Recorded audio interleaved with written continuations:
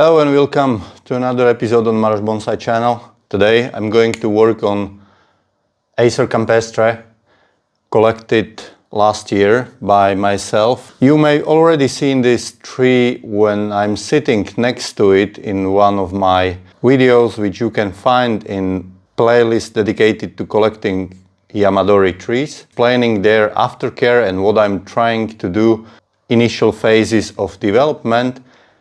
And this tree served me as a prop to explain what I'm doing on a freshly collected tree, what I'm not doing, and what is my approach. Coat in the substrate, they are kept wet. I keep them from the winter here. And now this tree is in season 2, collected in spring 2024. Now we have beginning of summer 2025. As you can see, the tree grew massively. Some of the shoots could be easily over 1 meter, 1.5 meter long. I'm going to assess this tree, check what I can do right now, and I will talk about challenges which I'm facing with this tree. Maybe in this video you can learn a little bit about how you can start to work in your initial phases on some of your Yamadori trees. Maybe you will find some inspiration in that. Let's start with analyzing this tree, what we have here. This is Acer campestre collected from the wild. I collected it because I like the base of a tree. As you can see, in my opinion, is very good base, very good nebari, as good as you can get when you are collecting it from the wild. So speaking about, let's say, initial 15 centimeters of a tree, to me the tree is perfect. As you can see in the footage, I repotted this tree, which is a little bit unusual for tree 1 year after collection, but as I'm explaining in the video, you can see there I'm talking about this during the repotting, that I initially wanted to plant it into some kind of big box. Unfortunately, box wasn't ready when I brought the tree home. I chose the easiest path, found big ugly plastic pot and decided to plant it into this plastic pot for 1 season, which was okay for time being, but I was thinking that I'm going to repot as soon as possible into something more flat, which will help me to develop roots better. And as you can see on the footage from the spring, it's, I did a little bit of cutting of the roots which were directly under the base of the tree. I removed a little bit of those roots. Now it's sitting in something like 12 to 15 centimeters of depth. Quite huge pot, I know, but it will stay in this pot during the initial phase of development for next most probably 2-3 seasons. I will see how all the issues which are on a tree will develop, how I will be able to manage those complicated places.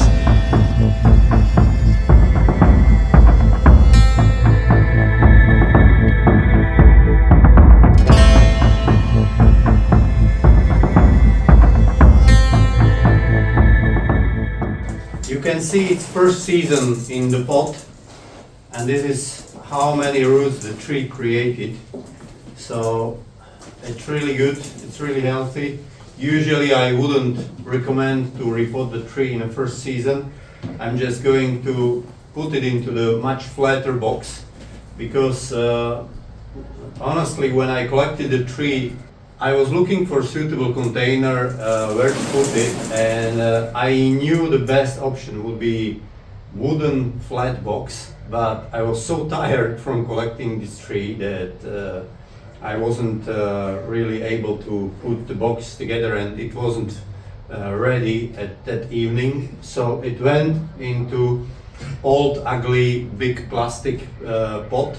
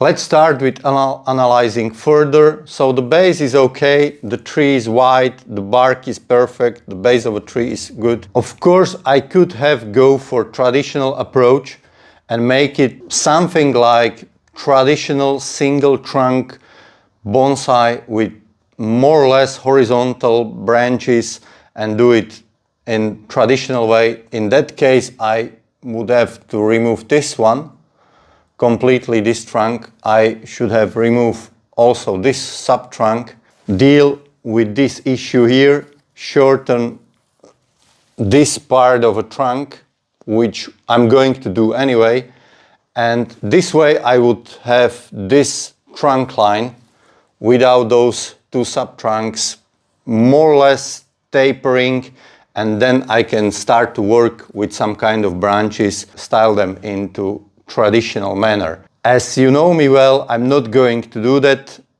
This tree, I was collecting it and I saw it immediately. Also, you can see it on footage from the wild where it was sitting in the forest. I liked how these subtrunks are exiting this trunk in my opinion, very ideal angles. They are already having the properties of maturity. They have really nice bark. I think it's a valuable asset of this tree, and I'm going to build on these valuable properties of it. So what I'm going to do, that I'm going to deal with issue number 1 here.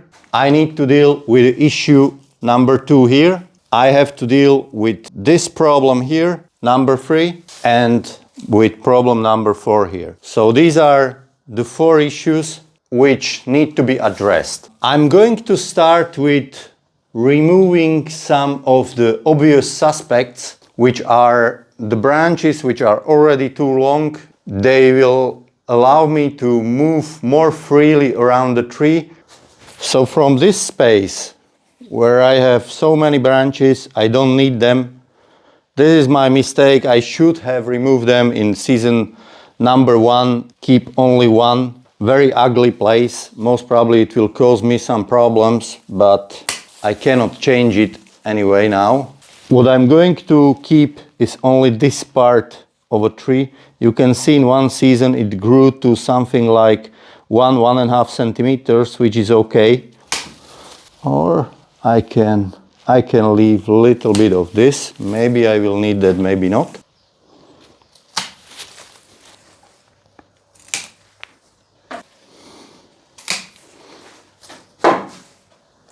So I will start to deal with this top section. What we can learn here is that the trunk is moving and splitting into one subtrunk, coming to this point, splitting into two subtrunks, coming to this point. Here it changes slightly direction to the left, and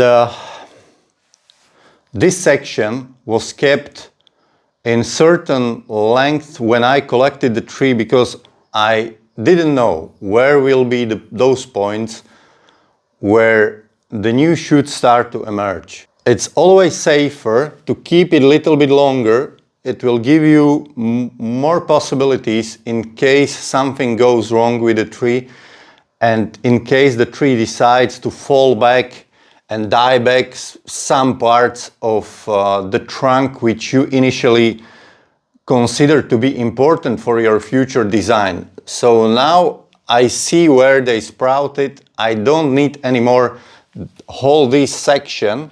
So what I'm going to do, that I'm going to remove this part and keep only this section as a continuation of main trunk line. This is a very important step for your future bonsai and for my future bonsai, because it will determine how the apex area of my tree will look like. Of course, it will be challenging to build something from that, but what is very important is the length of this section. In my opinion, the general rule is the shorter it is, the better for your future bonsai, and you want to keep those segments very short, and every another consecutive step keep the same or shorter length. I will show it to you on a footage on one of my trees where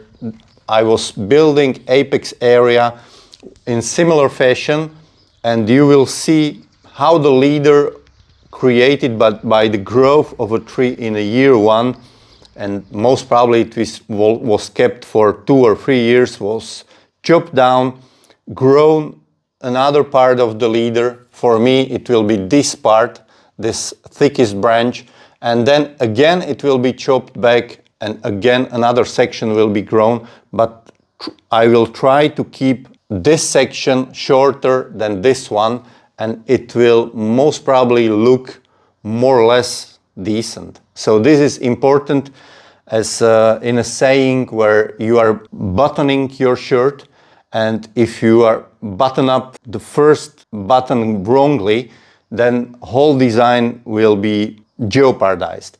So you need to think about that when you are going to, and it's valid also for all other subtrunks, that when you are going to make those decisions, in my opinion, it's always better to think that you are trying to keep those sections shorter and don't let them very long with the same diameter without changing the tapering of the trunk. It will help you in the next years to better design your tree. Of course, it will be, in my opinion, it will look much better. So I'm going to remove some parts from there.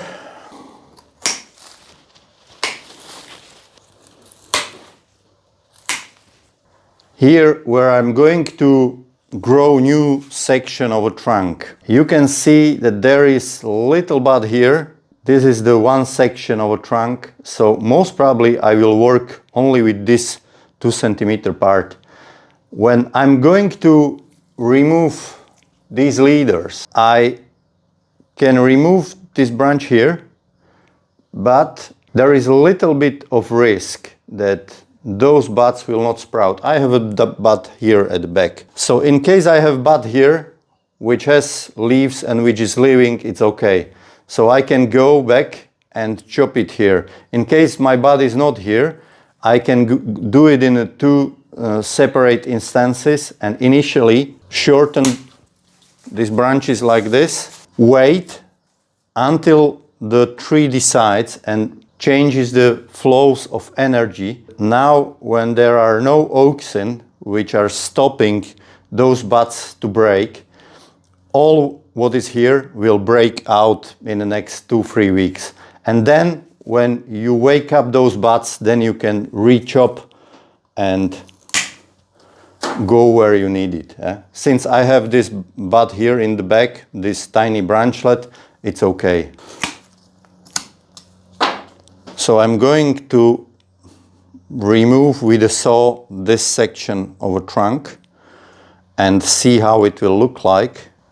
At the initial assessment, I told you that the tree has some challenges, and these are particularly the parts of a trunk chops which were made, so 1, 2, 3, 4. And there is another challenging design aspect of a tree.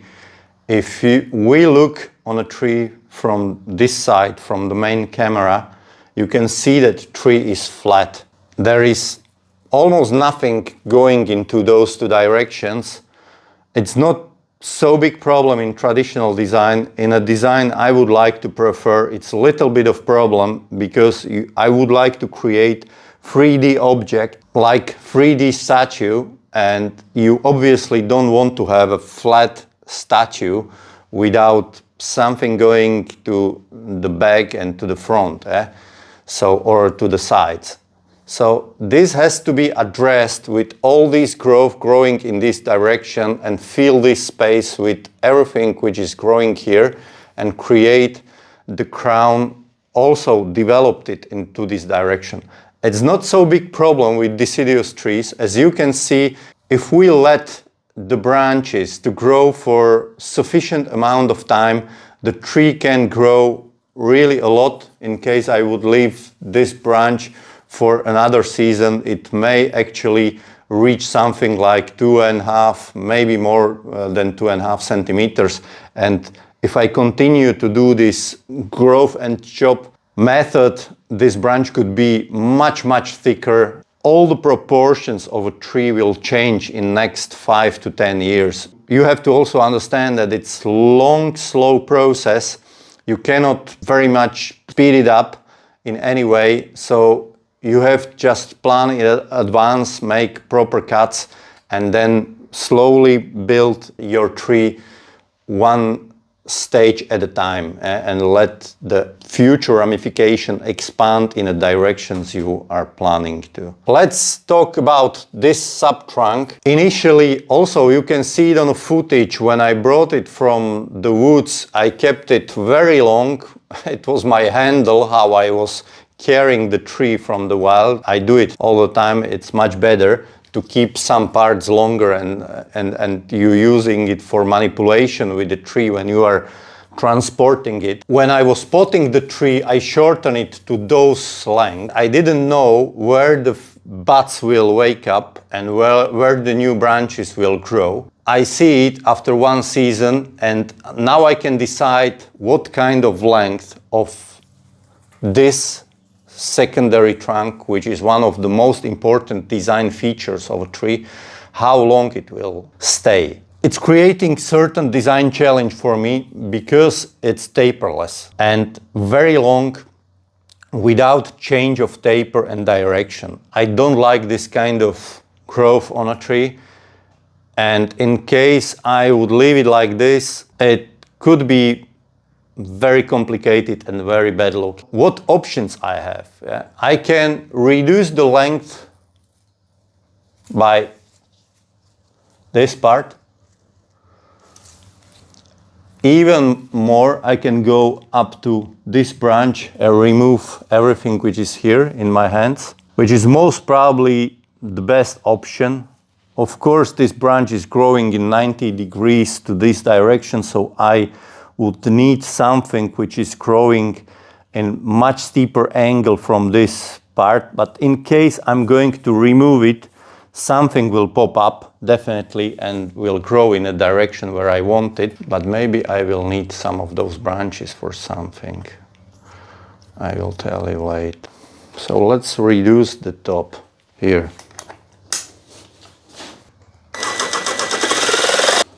So one section is away. This small growth, which is here, will be not necessary. It will re-emerge anyway, because now I'm going to rob the tree for all the auxins, and it will respond with waking up many buds.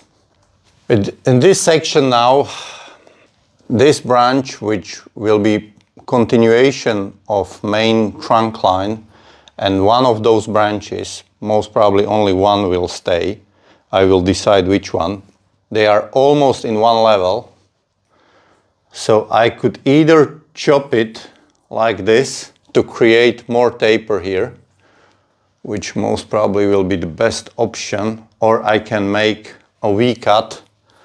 Also, in one of my previous videos in the comments, Dieter was asking me in case I would like to heal this kind of wound between two branches, how to do that, and if the V-cut is good option. In this kind of situation, this is most probably the best way to carve it really deeply and make a V. It will somehow heal and it will change the appearance. All this part would go away and it will be much, much deeper. Of course, there is a little bit of risk that if in case I'm going too deep with the carving, I'm closing very much to this point and some of this part of a trunk could die. So it's, for me now, it's a little bit risky operation, but I will think about that. I want this particular branch to be more thicker. I'm going to shorten it, wait for one of those buds to wake up, regrow it more into this direction in a split, if I leave it like this, all this section will be taperless and the healing of this wound will be more complicated. So what I'm going to do, I'm going to shorten it like this. It's in a little bit complicated place. As you can see, it's exiting the main trunk at this level. And if you look on other side, this major subtrunk is in very same level.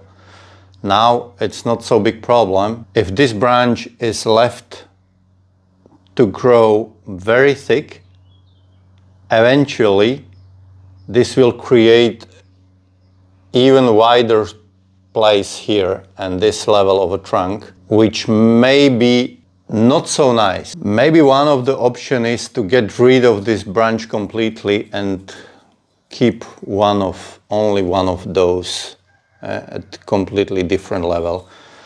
Then all this part of a trunk will be empty, there will be nothing here, and the crown will start here. I think it's viable option. I don't think it's something terribly bad on this situation. It will be very tall, elegant trunk. But let's continue in the work. What I'm going to do, I'm going to remove all these tiny growth which is growing from main trunk towards the subtrunk and from the subtrunk towards the main trunk. All these space I would like to keep empty. Why? Of course, you cannot grow the branches which go from one trunk to another. It looks much better if it's empty, so I don't need it. Starting to be more clear now. Let's go down here to this section. This subtrunk, in my opinion, it's going in a good angle to this side. Also this branch I like, it's going in a good direction. Of course I need to decide how long I would like to keep this section of a trunk. I was hoping for getting some more buds on this side. Unfortunately I have nothing here. Maybe if I chop those branches and I did all this reduction of a top section, maybe something will pop up here. Usually there is a lot of sleeping buds everywhere and some of them could wake up. Why I would like to have something on the other side? I need to do big wound here, which will heal over time. In my opinion, in case I will do it in this angle, I'm coming very closely to the main trunk. If I'm not doing it in this angle and I'm doing it less steep, then even in this case, this part of trunk is at risk. Tree may decide it doesn't need this part of a trunk entirely and something can dry out even if sealed. So this is a little bit tricky. I have maybe one option, since those branches are very long and they are very flexible. I may try to drill hole, thread graft this branch through this hole. What I'm going to do, that I'm going to try remove some of this growth. The branch is easy to manipulate and I will use only tip of it. I will leave this one as a backup. Maybe I will need this one. I have to remove all the foliage because I will not be able to thread it through the hole. So I'm going to drill the hole through here and exit on another side, and then I will thread this branch through this place. Let's see if we will be able to do this. Now it's tricky part, not to break it. I'm going to wire this branch, so it's the wire will help to resist when it will try to spring back.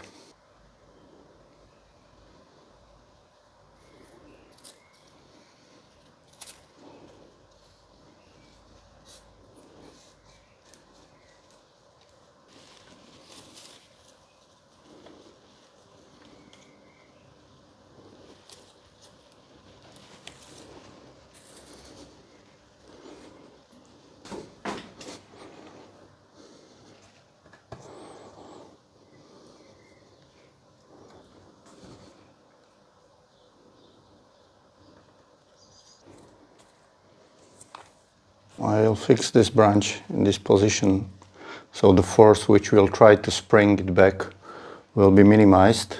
And I'm going to seal those entry and exit points.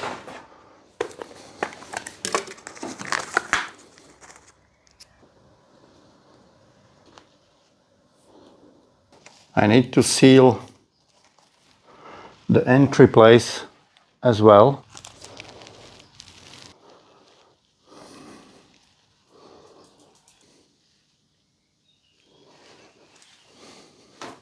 Also, this wire will secure it a little bit.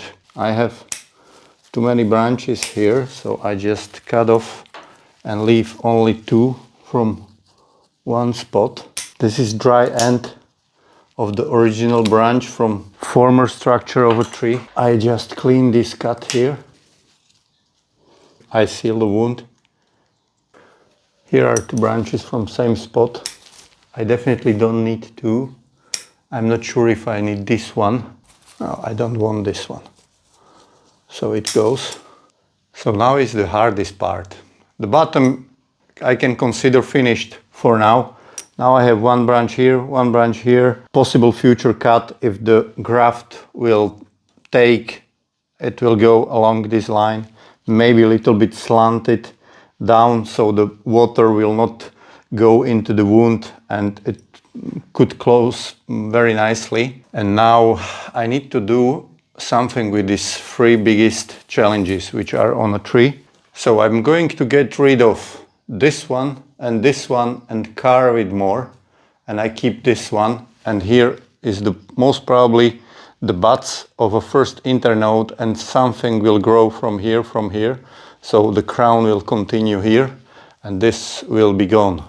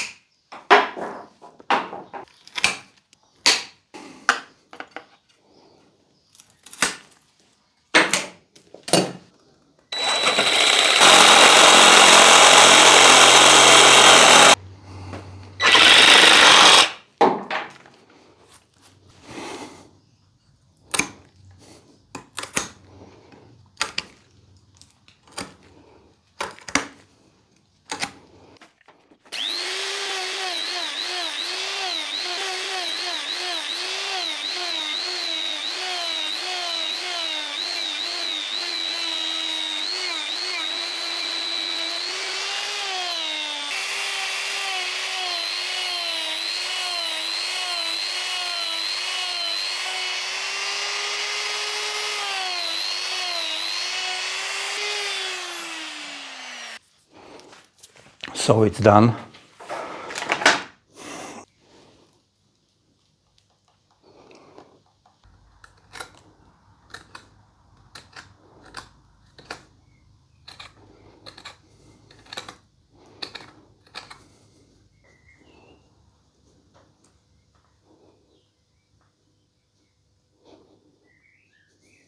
Now I have to deal with most complicated part of a tree, and this is this section. Let me zoom in a little bit more. Tree is not that big anymore.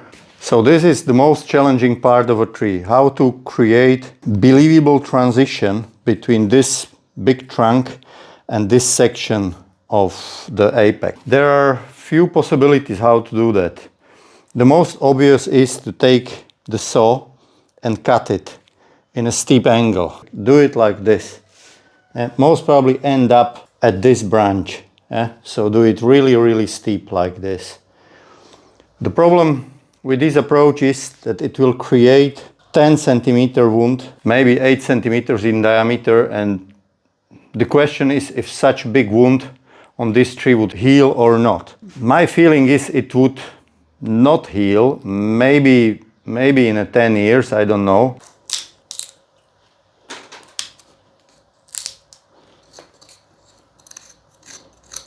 We can see how it died back. This chop from last year. It created this kind of natural V. Maybe I can do it like this, that I will emphasize this V. Go a little bit deeper here, maybe 1 centimeter, and create like second trunk here. It's also a possibility. The point is that it will be very wide here and many people will not like it. I don't care. The question is if I will like it or not. Of course, I can do it in few steps. I can try this approach. If it not works, I can try to carve it a little bit more. Another approach is to do it in steps. Carve it something like between here and here. All this deadwood will be gone. Create the new scar here, seal it, wait until it will heal, and then continue with removing this part in next 2-3 seasons. Maybe this will be the best possible approach. I don't know. So you can see on this side, it looks like it died back almost to this branch. I've been talking about this several times already, that sometimes if you have big wound on a tree and you want to prevent dying back of a trunk somewhere, if you have something like this, like branch, this kind of branch most probably will stop this kind of dieback further back and jeopardizing all this part of a tree. So sometimes it's good to keep this kind of branches which will stop this dieback because they are directing the flow of the sap around this wound and they are helping keep this part alive. Yeah? So this died because nothing was here, but this was stopped by this group of branches. I will try to cut out a little bit of this growth and see how it will look like. I'm trying to clear this dry part of bark and to see how far back it died back. So I can see these bright parts on the camera, if you can see it. These are the live parts of a cambium. So I try to cut away a little bit with the saw.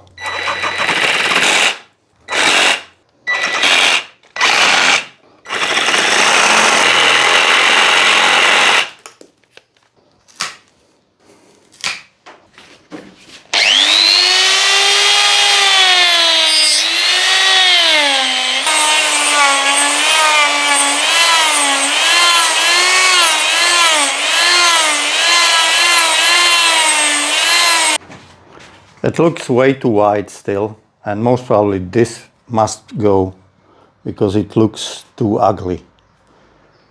So I may keep it here for a while, but for the future most probably this will go like this.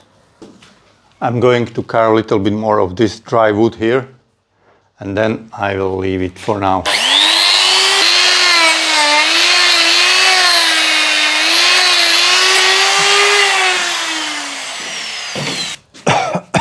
It's only bark here.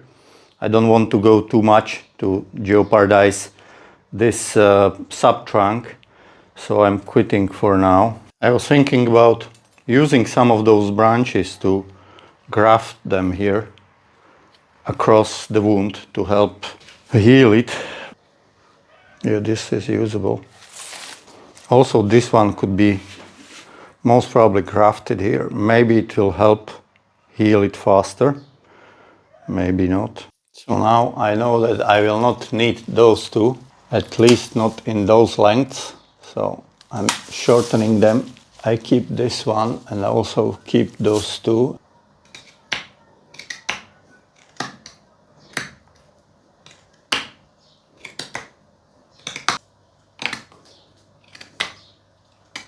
I'll try to graft this branch across this wound. This white part of the wood is fresh wood. Most probably there is a chance that the branch will grow there and it will help to heal the wound. Maybe it will be okay, maybe not. We will see. I never done it before. So just for fun of it. So I cleaned the bark from the places where it will touch the bark on the big trunk.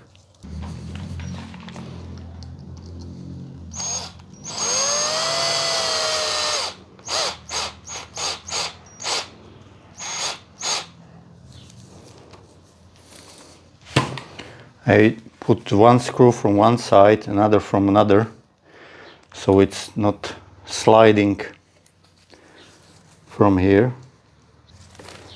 Usually The nails are used for this, but I don't trust the nails that they will put enough force.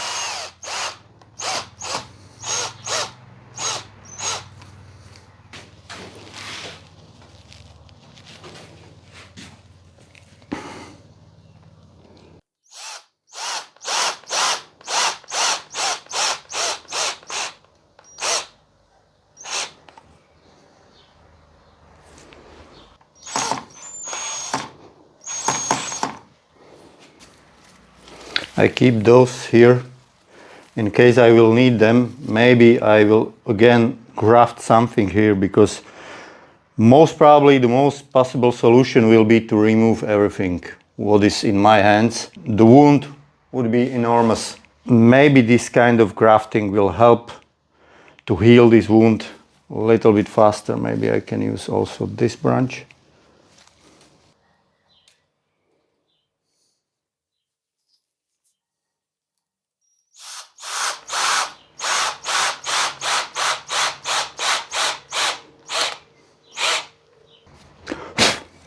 So for now it's done, this top part.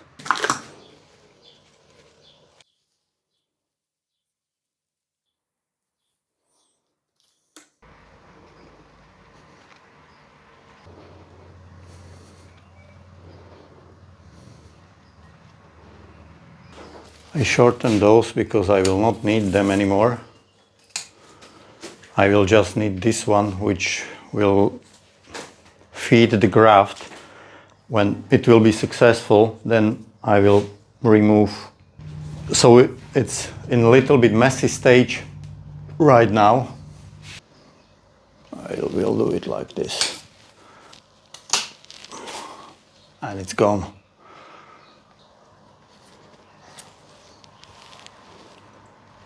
Most probably this is something like future front.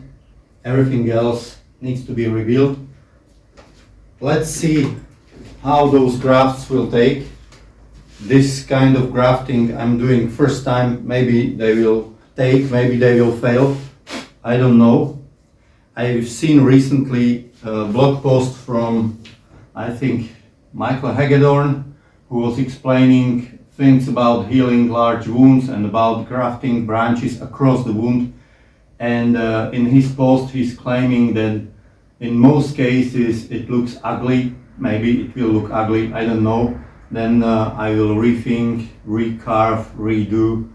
Anyway, this is long-term project. This kind of tree you cannot finish in less than 10 years or something like this, and it's still only beginning. 10 years is nothing for a tree like this, so it's long-term project.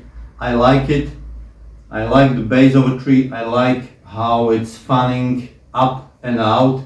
Let's see in couples of weeks how those branches will respond to drastic reduction of top of the crown. Usually this kind of reduction is causing to lowering amount of auxins, which most probably wake up a lot of buds everywhere, on some, maybe on some necessary places, maybe on some unnecessary places, even at the base. Everything will be removed. Some of those which will be up there could be kept, but I don't see any place where I need some kind of branch or new growth. Everything what is here is sufficient, and it will create the crown which will be tall like this, maybe a little bit taller than this, but not too much. And yeah, that's it for now. Thank you very much for watching. Don't forget, the giveaway is still on. For those of you who are new to the channel, I have giveaway video. You can find it in an archive. Here is the link. If you will fulfill the requirements of giveaway, you can, if you are from Europe, you can get air layer from my big elm tree, or if you are from outside of Europe, you can get really fantastic book on maples, and you can see a lot of techniques like those performed on this maple. So don't forget to subscribe, don't forget to like, and don't forget to visit the video and sign up for giveaway in the comment section below the giveaway video. So once again, thank you very much for watching and see you next time.